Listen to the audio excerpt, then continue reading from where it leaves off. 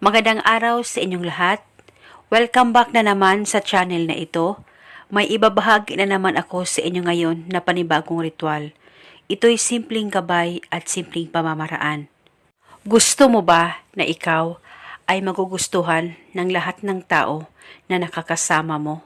At kahit saan ka man magpunta, ay lahat ng tao ay mapapaamo mo. Kaya gawin mo itong ritual. Ito'y napakatinding ritual na ituturo ko sa inyo ngayon. Dapat palaging buo ang loob at tiwala niyo sa paggawa nito. Mas mainam na gawin mo ito, lalong-lalo na kung ikaw ay naghahanap ng trabaho. At pwede ito gawin kung ikaw ay hindi nagugustuhan ng taong mahal mo.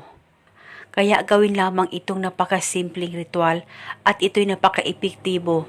Basta gawin ito sa kahit na anong oras na gusto mo. Pwede ito gawin sa umaga, sa tanghali o sa gabi. Basta gawin ito sa kahit na anong oras na gusto mo as long as naniniwala ka sa mga ganitong pamamaraan. Una, ang gagawin nyo lamang, bago kayo maligo, yung pampaligo nyo na tubig sa balde, ay lagyan nyo lamang ito ng 3 kutsarang asin. At pagkatapos, haluin mo muna ito bago nyo ito ipaligo. Haluin nyo muna ang asin. At habang hinahalo mo ang asin sa tubig, ay sabay mo banggitin ang spell na ito. Ako ay magugustuhan ng lahat ng taong makakasama ko. At lahat sila ay mapapaamo ko. At pagkatapos ay pwede mo nang ipaligo ito. At gawin itong ritual 3 beses sa isang linggo sa kahit na anong araw o oras na gusto mo.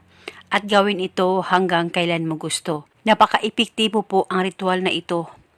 At lahat ng mga negatibo na nasa katawan mo ay makukuha sa kapangyarihan lamang nitong asin at tubig.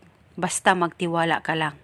At paniguradong ikaw ay magugustuhan ng lahat ng tao at sila ay mapapaamo mo. At kung ngayon ay may katanungan, mag-comment lang po kayo sa baba. Maraming salamat po sa panunood. May God bless.